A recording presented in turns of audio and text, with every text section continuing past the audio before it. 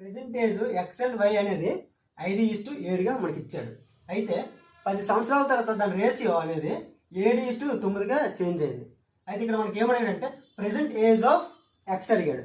ఇప్పుడు X and Y అనేది ratios కాబట్టి దాన్ని ఎక్స్ అండ్ వై అనేది దీని రేషియోస్ కాబట్టి 5:7లా తీసుకుంటాం. ఇప్పుడు 10 సంవత్సరాల తర్వాత చేంజ్ అయింది. ఎలా చేంజ్ అయింది? అది 7K1 9K1 ఇలా చేంజ్ అయింది. అయితే ఈ రెండింటి మధ్య డిఫరెన్స్ అనేది ఇప్పుడు ఎంత వచ్చింది? 2K. ఈ రెండింటి మధ్య డిఫరెన్స్ ఎంత వచ్చింది? 2K.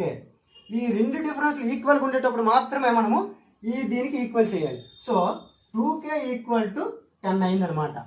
K = 5. ఇప్పుడు ఎక్స్ యొక్క ప్రెజెంట్ ఏజ్ అడిగాడు కాబట్టి ఎక్స్ ప్రెజెంట్ అనేది 5K కదా. 5 × 5 25. ఇన్ కేస్ మనకి 10 years తర్వాత అడిగాడు అనుకో 7 × 5 35.